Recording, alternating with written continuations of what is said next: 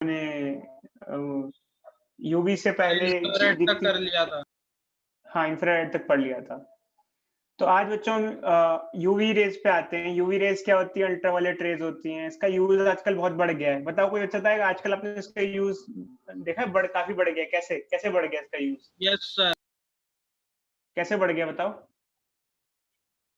जहाँ पे लेबोरेटरी वगैरह में काफ़ी ज़्यादा यूज़ हो रहा है। देखो बच्चे ये आजकल जैसे जो रेस्टोरेंट्स वगैरह होते हैं वो कोरोना वायरस को किल करने के लिए सैनिटाइज़ेशन के लिए यूज़ कर रहे हैं। बेसिकली यूवी रेज़ जो है वो जर्म्स को किल कर सकते हैं। जैसे आजकल आप इवन आपने एडवर्टाइज़मेंट देखी होगी हेमा मालिनी की कैंट कैंट आरओ जो यूवी रेज़ से किल करे जर्म्स को। यूवी रेज़ जो है वो काफ़ी हार्मफुल होती हैं। आपको भी पता है कि स्किन कैंसर कॉज़ कर सकती हैं और ओज़ोन लेयर हमें बचाती है यूवी रेज़ से। तो यूवी रेज़ आजकल ऑफ़िसेज़ में भी यूज़ की जाती हैं, गवर्नमेंट ऑफ़िसेज़ में। जो फ़ाइल हैं, उसको सैनिटाइज़ करने के लिए उसको यूज़ करते हैं हम लोग, यूवी रेज़ यूज़ करते हैं और जर्म्स को किल करने के लिए वाटर प्यूरीफायर भी यूज़ करते हैं, कैंट आरओ एडवर्टाइज़मेंट आती है, सबसे शुद्ध पानी, ऐसी। और लेसिक सर्जरी में भी यूवी रेज़ यूज़ की जाती हैं। इसके अलावा स्किन की जो टैनिंग होती है, वो यूवी रेज़ की वज़ह से होती है। स्किन की टैनिंग मतलब स्किन जो कलर चेंज हो जाता है, तो उसके लिए हम क्या लगाते हैं स्किन पे बताओ बच्चों? अगर हम स्किन टैनिंग अवॉइड सन करनी है तो क्या लगा रहे हैं? क्या सनस्क्रीन। लगाते हैं? सनस्क्रीन होता सनस्क्रीन है, स्क्रीन होता है? बताओ सन बच्चे? हुँ, हुँ। सनस्क्रीन होता है, ध्यान रखना। और मार्केट में भी बाकायदा अलग-अलग वैल्यूज़ की सनस्क्रीन मिलती है। वैल्यू अलग-अलग होती है, तो ये यूवी रेज़ का यूज़ है। फिर एक्स रेज़ का यूज़ क्या-क्या होता है? सबसे पहले बोन में फ्रैक्चर फाइंड आउट करने के लिए यूज़ की जाती है। दूसरा क्रिस्टल स्ट्रक्चर की स्टडी के लिए यूज़ की जाती है। 12th क्लास में क्रिस्टल स्ट्रक्चर की study FCC, CCP, BCC crystal structure होते हैं। यस, पढ़ा है आप लोगों ने क्रिस्टल स्ट्रक्चर? यस सर पढ़ लिए। उसको डिटेक्शन के लिए यूज़ की जाती है और कैंसर ट्रीटमेंट में यूज़ करते हैं हम लोग एक्स रेज़। गामा रेज़ का यूज़ करते हैं, न्यूक्लियर रिएक्शन कैरी आउट कराने के लिए यूज़ करते हैं और कैंसर ट्रीटमेंट वही न्यूक्लियर रिएक्शन में यूज़ किया जाता है। तो कुछ बच्चों की एप्लीकेशंस हैं, मेनली एप्लीकेशन इस चैप्टर से ज़्यादा इम्पोर्टेंट है और बस इसमें है कि वेल्डर थोड़ा बहुत एक्स्ट्रा में भी दे रखा है कि वेल्डर वगैरह जो है वो ग्लास गॉगल्स क्यों पहनते हैं? ताकि वेल्डिंग के टाइम में जो यूवी रेज़ निकलती हैं उससे आँखें प्रोटेक्टेड रहे। तो ये बच्चों है एप्लीकेशंस है। तो कुल मिला के एप्लीकेशन का पार्ट खत्म हो गया है। अब हम आगे बढ़ते हैं। अब देखो जो आगे का टॉपिक है, जो डिस्प्लेसमेंट करंट का टॉपिक है, ये बहुत ज़्यादा अच्छे से गवर्नमेंट ने सीबीएसई ने बताया नहीं आएगा या नहीं आएगा। तो हम इसके बारे में कुछ खास कह नहीं सर सकते स्कूल में ऑल्दो नहीं मैं आपको कराया। शॉर्ट में नहीं कराया ना अच्छे बट पता नहीं एक्सप्रेशन थोड़ा-सा बता देते हैं आपको, ताकि थोड़ा-सा आपको नॉलेज रहे और उसके बाद हम आगे बढ़ते हैं। ज़्यादा डिटेल डीप पे नहीं जाते हैं, एक्सप्रेशन सिर्फ डेरिवेशन वगैरह नहीं बताते हैं, एक्सप्रेशन बता देते हैं सिर्फ। देखो बच्चे एक्चुअली क्या होता है कि सबसे पहला क्वेश्चन ये है कि करंट का काम क्या होता है सर्किट में? सर सर्किट पूरा करना। कोई बच्चा बताएगा और ढंग से डिटेल में? वायर्स क्या करती हैं? वायर के थ्रू करंट क्यों फ्लो कराया जाता है?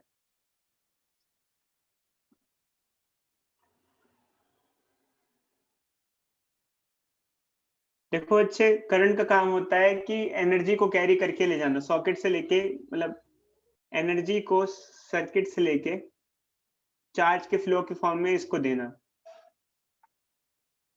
मतलब चार्ज जो फ्लो करता है वो करंट जो होता है वो उसको एनर्जी को लेके जाता है। क्या ऐसा हो सकता है वायरलेसली आप एनर्जी ट्रांसमिट कराओ? क्या ऐसा हो सकता है कि आपको वायर की ज़रूरत ना हो एनर्जी ट्रांसमिट कराने की?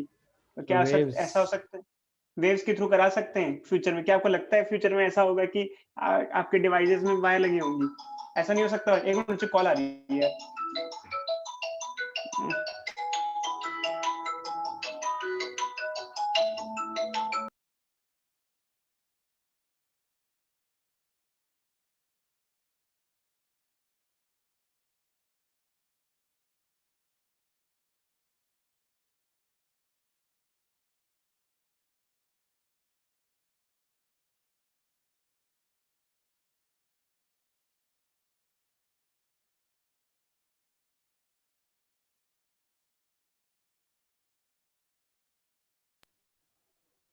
हेलो। यस तो देखो बच्चे, जो करंट है उसका मेन काम होता है एनर्जी को लेके जाना। क्या आपको फ्यूचर में लगता है कि ऐसा डिवाइसेस होंगे जिसमें आपको वायर की जरूरत नहीं पड़ेगी, डायरेक्टली वो पोल से एनर्जी ले सकेगा? ये यस एक यस सर। डिवाइस है, ये एक डिवाइस है। उसको वायर की या करंट की जरूरत इसलिए तो पड़ती है कि उसको एनर्जी चाहिए। बताओ, अगर उसमें बैटरी वैटरी लगा देते हैं तो क्या वायर की जरूरत पड़ती है? बाहर से कोई एक्सटर्नल वायर की जरूरत पड़ती है? नहीं पड़ती है। No sir. मान लो हमारा पोल है या घर में एक जगह है ऐसी है जो डायरेक्टली इलेक्ट्रोमैग्नेटिक वेव की फॉर्म में एनर्जी देता है इसको, तो क्या क्या एनर्जी की जरूरत पड़ेगी इसको? बोलो भाई, बोलो बोलो बच्चों, बोलो। Yes sir. ऐसे केस में इलेक्ट्रॉन बेरोजगार हो जाएगा। बताओ बच्चे क्यों? बताओ बच्चे क्यों? बोलो भाई। सर एनर्जी फ्लो वेव्स के मतलब थ्रू होगा तो चार्ज के फ्लो की जरूरत नहीं है ना। शाबाश बच्चे। इलेक्ट्रॉन कहेगा भाई मेरे को तो जाने की जरूरत ही नहीं है, वेव्स एनर्जी लेके जाएंगे डायरेक्टली। वैसे तो ऐसा पॉसिबल नहीं है कि पूरा फ्लो रोक दो चार्ज का, क्योंकि डिवाइस के अंदर शायद हो, क्योंकि डिवाइस चलेगा तो डिवाइस के अंदर तो करंट फ्लो करेगा ही करेगा, चार्ज का फ्लो होगा ही होगा। बट ये है कि मेन वायर्स आप हटा सकते हो, एलिमिनेट कर सकते हो। तो ऐसा किया जा सकता है जिसमें आपको रिक्वायरमेंट ना हो। तो बेसिकली डिस्प्लेसमेंट करंट यहीं से कॉन्सेप्ट आता है बच्चों। तो ये हमको कैसे, कब से पता चला कि ऐसा पॉसिबल है? देखो अच्छा, एक्चुअली ऐसा हुआ भी है। पहले अगर कम्युनिकेशन की बात की जाए तो वायर्ड कम्युनिकेशन हुआ करती थी, और हम एनर्जी को या सिग्नल को वायर के थ्रू ट्रेवल कराते थे। और आज आप देख रहे हो, हम मोबाइल फोन टेलीफोनी में, मोबाइल फोन के अंदर वायरलेस कम्युनिकेशन यूज कर रहे हैं। तो इसके अंदर हम सर। बोलो बच्चे बोलो।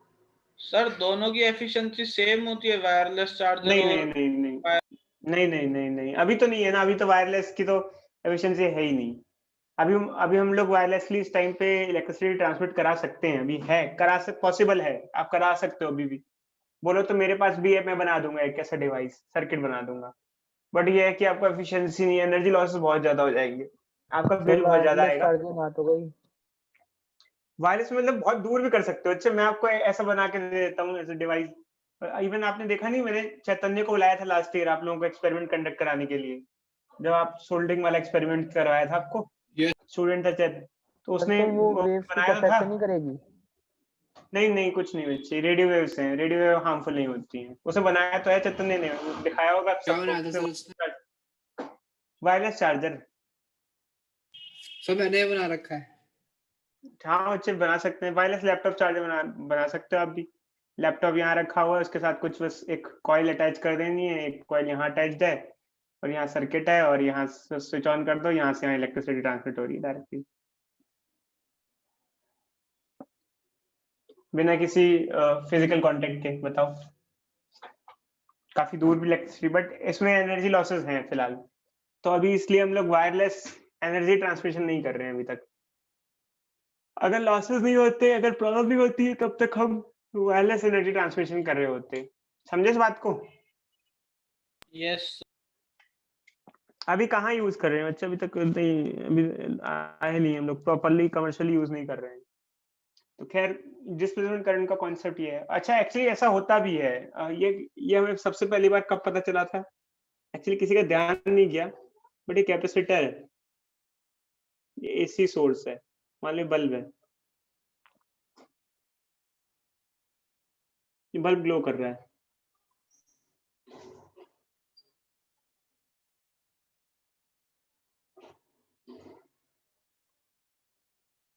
ठीक है, देख रहे हो बच्चों, बल्ब ग्लो कर रहा है। हेलो। यस यहाँ सर पर ऐसा, इस सर्किट में वायरलेस एनर्जी ट्रांसफर हो रहा है, कैसे, कोई बच्चा बताएगा? लाइट। कैपेसिटर आवाज नहीं आ रही अच्छे, बोलो, आवाज कट रही है, बोलो। प्लेट्स के बीच में। हाँ अच्छे, कैपेसिटर प्लेट्स के बीच में एक्चुअली। देखो कैपेसिटर प्लेट खाली है, तो खाली है तो सर्किट तो कटा हुआ होना चाहिए, फिर बल्ब कैसे ग्लो कर रहा है? ये तो सर डिसकंटिन्यूअस सर्किट है। मीडियम में देखो अच्छे, डिसकंटिन्यूअस सर्किट है, बट एक्चुअली क्या हो रहा है कि यहाँ पर करंट एनर्जी लेके जा रहा है, यहाँ एनर्जी ईएम वेव लेके जा रही है।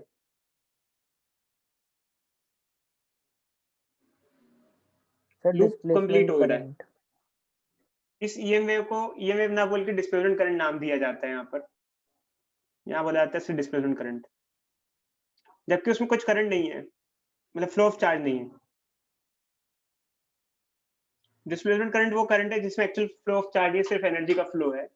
और फिर बाकी करंट को क्या बोलेंगे, जो वायर से जा रहा है उससे कहेंगे कंडक्शन करंट। तो ये सब है बच्चे टॉपिक डिस्प्लेसमेंट करंट के अंदर वायरलेस एनर्जी ट्रांसमिशन का कॉन्सेप्ट है। तो खैर जैसे कि मैं सिलेबस में देखा है, ओम ने मुझे भेजा था, उसमें ये लिखा हुआ है कि डिस्प्लेसमेंट करंट का टॉपिक हट गया है, जैसे कि उसमें मेंशन है, तो हम यही मान के चलते हैं। तो हम ये बच्चों एक्सप्रेशन होता है डिस्प्लेसमेंट करंट का, ऐसे देख लो, डेरिवेशन वगैरह नहीं कर रहे हैं इस हिसाब से, अगर हट गया है तो। हाँ सर, तो ये हट थोड़ा गया सा है। बता देते हैं क्या है, बता देते हैं कि क्या है, क्यों होता है, कारण अगर पूछा जाए तो, कि बीच में डिस्प्लेसमेंट करंट क्यों प्रोड्यूस हो पा रहा है। तो कैपेसिटर प्लेट में तो हो पा जाएगा, बाकी केसेस में क्यों नहीं हो पाएगा? एक्चुअली कैपेसिटर प्लेट पे चार्ज कंटिन्यूसली चेंज होता रहता है, एसी से कनेक्टेड है, चार्ज चेंज होगा तो बीच के रीजन में फील्ड चेंज होगी, इलेक्ट्रिक फील्ड चेंज होगी तो इलेक्ट्रिक फ्लक्स चेंज होगा। अगर इलेक्ट्रिक फ्लक्स चेंज होगा तो एक वेरिएबल मैग्नेटिक फील्ड प्रोड्यूस होगी, ईएम वेव प्रोड्यूस होती है उससे। तो कहानी मैंने थोड़ा सा लिख रखी है बच्चों की, क्या क्या हो रहा है इस प्रोसेस में। कहाँ गया? यहाँ पे कहानी सी लिखी हुई है, खैर अब इतना है नहीं तो उसको देखने की खास जरूरत नहीं है। बस आपको ये पता होना चाहिए कि हवा में ये एनर्जी ट्रांसमिट हो सकती है, और ये डिस्प्लेसमेंट करंट है। और ये है क्या? डिस्प्लेसमेंट करंट होता है epsilon naught, rate of change of electric flux with respect to time. क्योंकि कैपेसिटर प्लेट पे electric field, electric flux charge change हो रहा है, इस वजह से डिस्प्लेसमेंट करंट प्रोड्यूस हो रहा है। तो ये सब बच्चों है नहीं शायद अब इतना सिलेबस में, बट फिर भी कुछ क्वेश्चंस हैं जो हम देख लेते हैं। जैसे कि ये पढ़ो एक बार क्वेश्चन, इसे पढ़ो।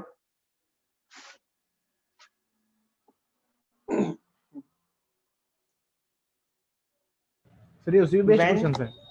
उसी पे बेस्ड है, बच्चे इतना सिलेबस में है नहीं, पता नहीं कितना इस सिलेबस में आया है कितना नहीं है, ये अभी मालूम नहीं है यार, क्योंकि एनसीईआरटी वाले तो पेपर भी नहीं दे रखा इसके बारे में, डिस्प्लेसमेंट करंट के बारे में। पता नहीं यार। देखो सीबीसीआर को कोई भरोसा नहीं होता बच्चे, मैं बस ये है कि थोड़ा सा शॉर्ट कर सकता हूँ, मतलब पढ़ाना तो है ही, क्योंकि इसके अलावा सिलेबस कंप्लीट, ये चैप्टर कंप्लीट हो जाएगा। चलिए इसे देखो एक बार, पढ़ लो, आगे बढ़ते हैं जल्दी। सर हम पढ़कर जाएं कि ना जाएं? जाओ, थोड़ा और पढ़ के जाओ, जितना मैं पढ़ा रहा हूँ तब पढ़ लो। Okay derivation sir. वगैरह के चक्कर में मत पढ़ो, डेरिवेशन वगैरह के चक्कर में मत पढ़ो। बहुत ज्यादा डिटेल में थोड़ी लिखा हुआ है उन्होंने, बस क्या लिखा है, डिस्प्लेसमेंट करंट इंट्रोडक्शन पार्ट नहीं है, पता नहीं क्या पार्ट नहीं है, ऐसा कुछ लिखा हुआ है।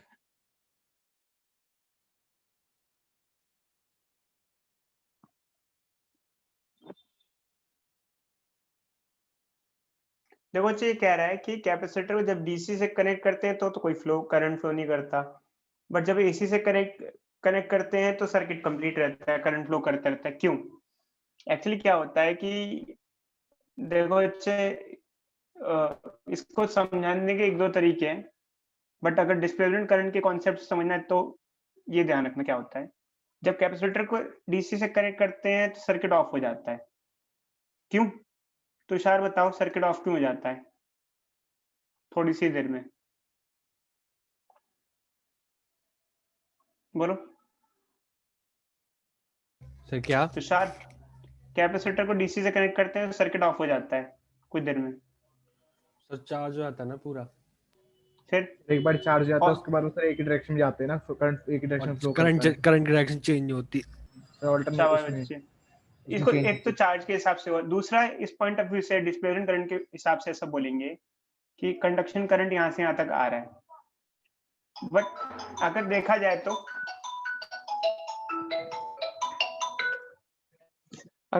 तो प्लेटों पे चार्ज चेंज नहीं होता, क्योंकि डीसी है तो चार्ज का वेरिएशन नहीं होता प्लेट्स पे।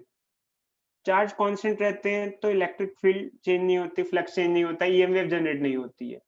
जबकि एसी में ऐसा नहीं है। एसी में क्या होता है कि जब आप कनेक्ट करते हो तो एसी फ्लक्चुएटिंग करंट प्रोड्यूस करता है, चार्ज का मैग्नीट्यूड अमाउंट चेंज करता रहता है, तो प्लेट पे चार्ज चेंज होता है, उससे ईएम वेव बीच में जनरेट होती है, तो सर्किट कंटिन्यूएशन में रहता है।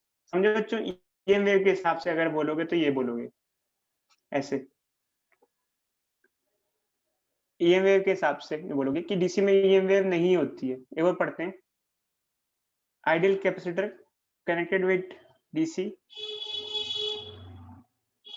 जब तक पूरा चार्ज नहीं होता तब तक लो करता है, क्योंकि इसके अंदर बेसिकली चार्ज चेंज नहीं होता तो डिस्प्लेसमेंट करंट प्रोड्यूस नहीं होता। जबकि एसी के अंदर देखा जाए तो चार्ज का चेंजिंग होता रहता है प्लेट पे, इस वजह से डिस्प्लेसमेंट करंट या ईएम वेव जनरेट होती है। बस ये। अब सेकंड क्वेश्चन पढ़ो। ये समझ में आया बच्चों? एसी में प्लेट्स पे चार्ज कंटिन्यूअसली चेंज होता रहता है, इस वजह से चार्ज के वेरिएशन की वजह से एसी वाले में मेरा उसी के चार्ज के वेरिएशन की वजह से ईएम वेव जनरेट होती है एसी में।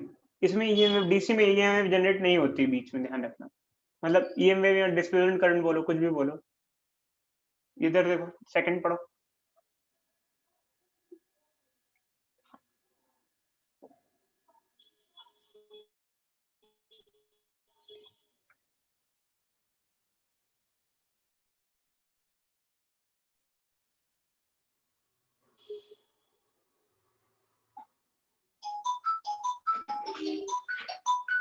कौन?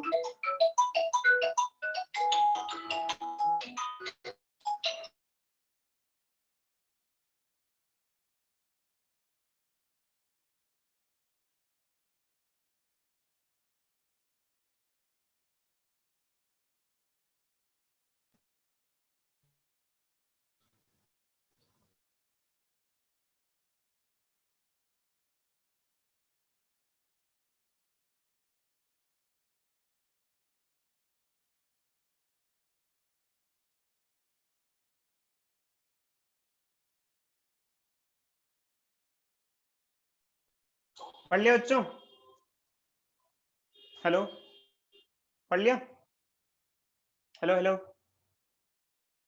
हेलो, अरे भाई पढ़ लिया बच्चों? पढ़ लिया सर। देखो अच्छे, सेकंड क्या क्वेश्चन दिया हुआ है? सेकंड क्वेश्चन ये दिया हुआ है, capacitor of capacitance C is being charged by connecting it across DC source।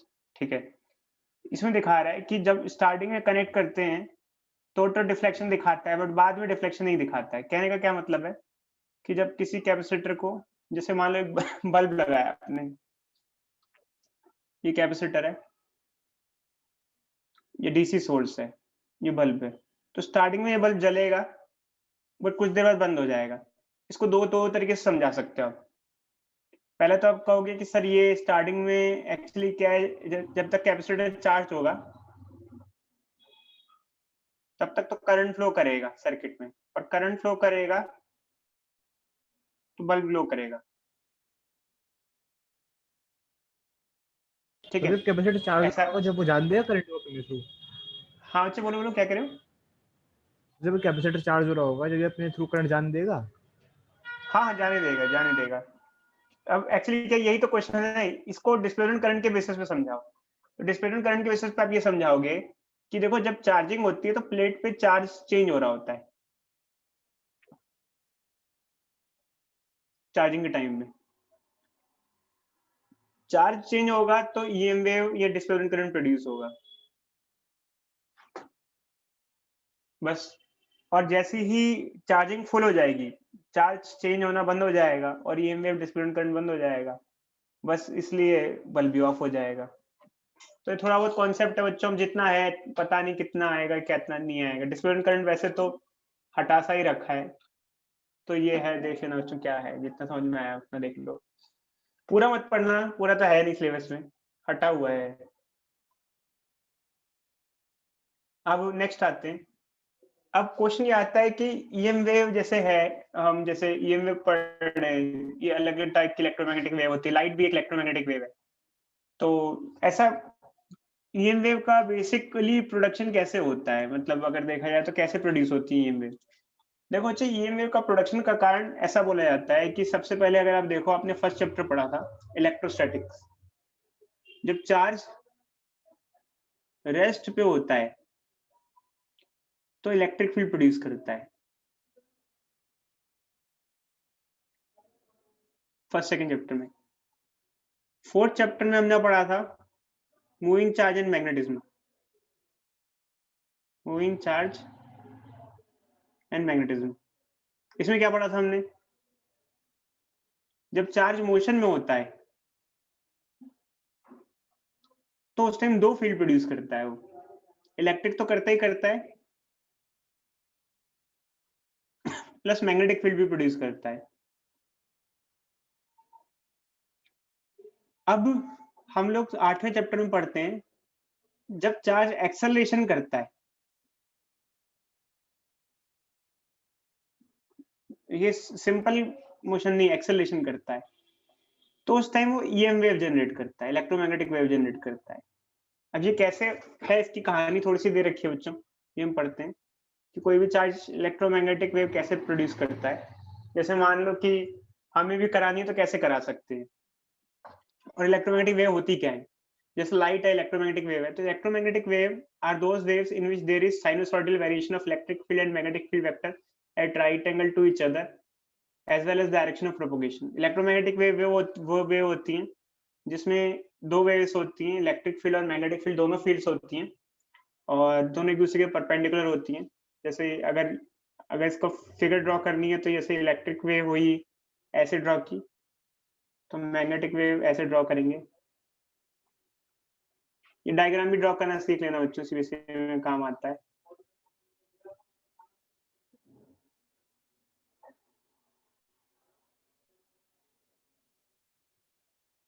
ऐसे ये हो गई,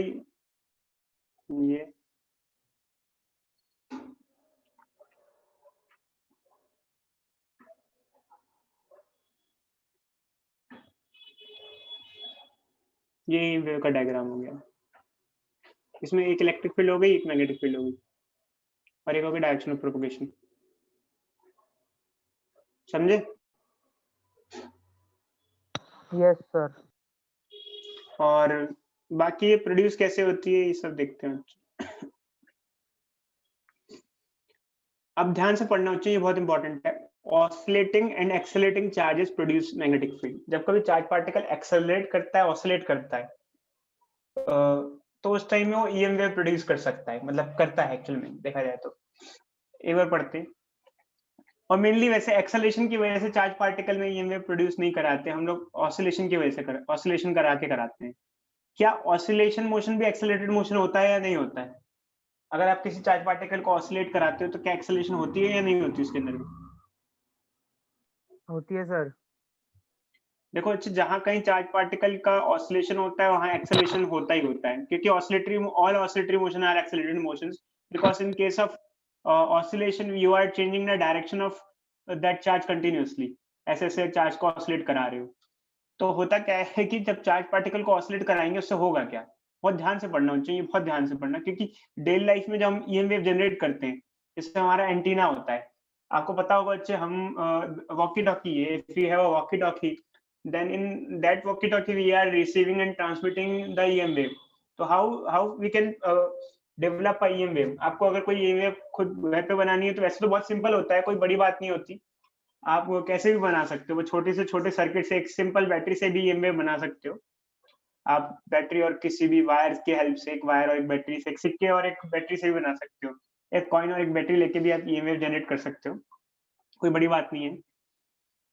उसमें कोई बड़ी बात नहीं है। जैसे एक 9 वोल्ट की बैटरी ले लिया आपने, ठीक है, और ये उसके टर्मिनल्स हैं, और यहाँ पर आप सिक्का लगाओ और हटाओ, बार बार लगाओ और हटाओ, लगाओ हटाओ, इससे भी आप ईएम वेव जनरेट कर सकते हो। कोई बच्चा बताएगा कैसे सिक्का लगाने हटाने से ईएम वेव जनरेट कैसे हो पाएगी? बोलो। सर चार्ज ऑसिलेट करना स्टार्ट हो जाएगा ना।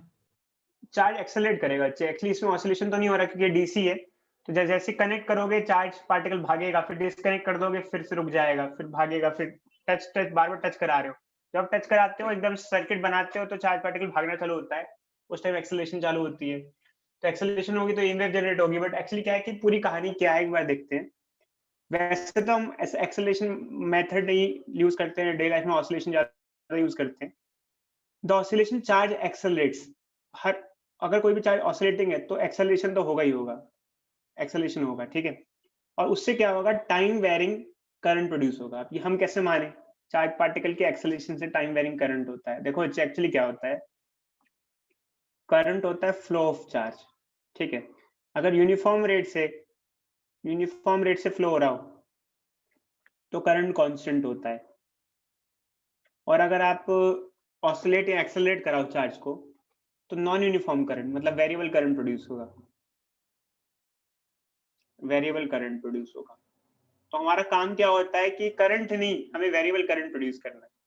वेरिएबल करंट से क्या फायदा होगा, देखो अच्छे, अगर वेरिएबल करंट होगा तो फील्ड भी वेरिंग होगी।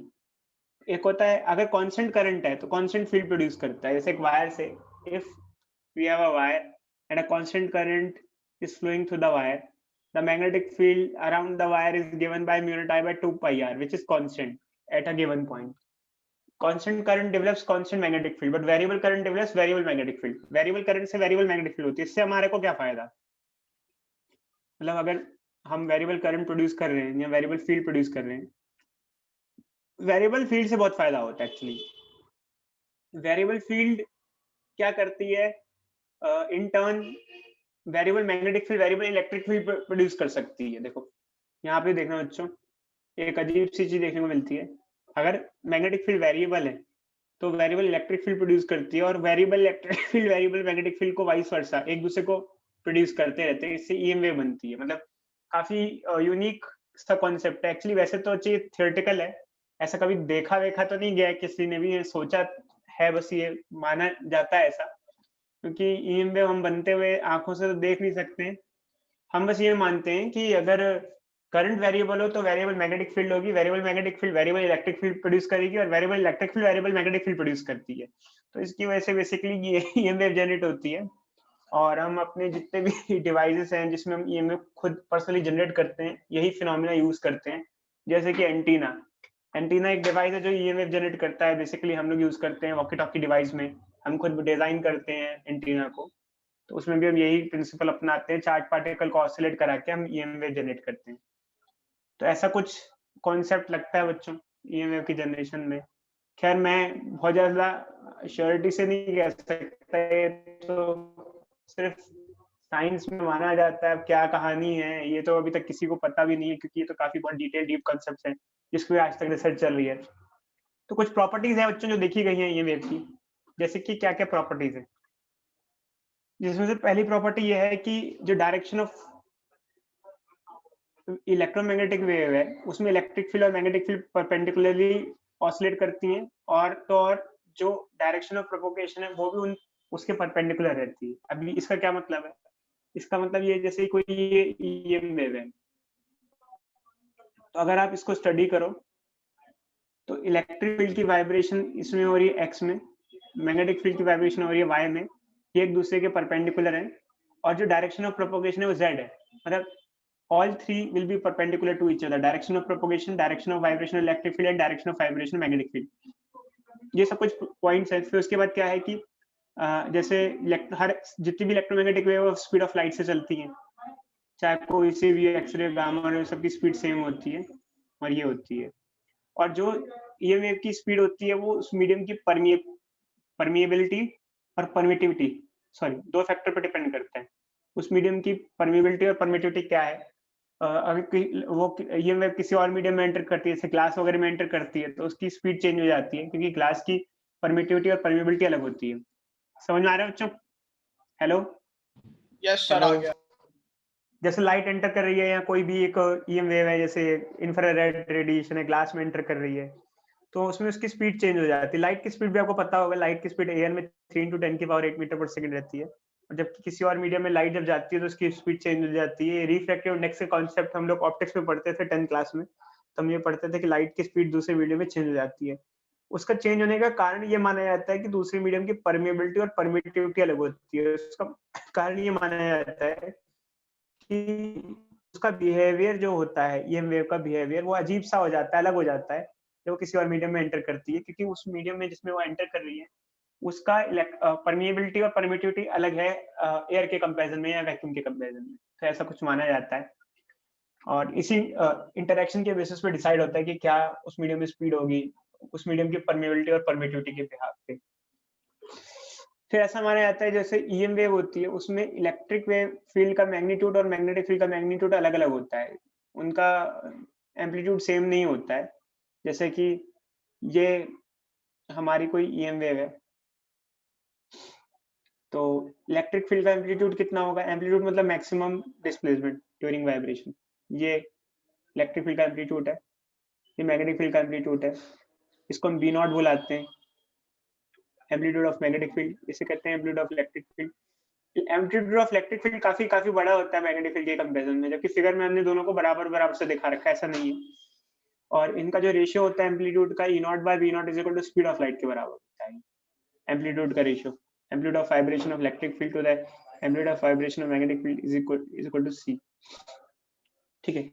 उसके अलावा ईएम वेव की कुछ प्रॉपर्टीज और देखी गई हैं, जैसे कि किसी भी ईएम वेव को मीडियम की रिक्वायरमेंट नहीं होती है प्रोपगेशन के लिए, और electric field and magnetic field same face में ऑसिलेट करती है। सेम फेस का मतलब क्या होता है कि एक्चुअली दोनों एक साथ बढ़ती घटती हैं। जैसे अगर आप देखो तो दोनों एक साथ मैक्सिमम हो गई, ये भी मैक्सिमम है तो ये भी मैक्सिमम है, ये 0 हो गई तो ये भी 0 हो गई, इसको सेम फेस कहा जाता है। दोनों एक साथ बढ़ना और एक साथ घटना सेम फेस कहलाता है। हाँ बच्चे बोलो। सर फिर तो दोनों की इक्वेशन भी सेम होगी। इक्वेशन बिल्कुल सेम सी होती है बच्चे, बिल्कुल सेम सी होती है, एज इट इज दिखने में बिल्कुल सेम सी इक्वेशन होती है। बस फर्क होता है कुछ चीजों में, जैसे एम्पलीट्यूड में फर्क होता है मेन, बाकी इक्वेशन वगैरह पूरी सेम होती है।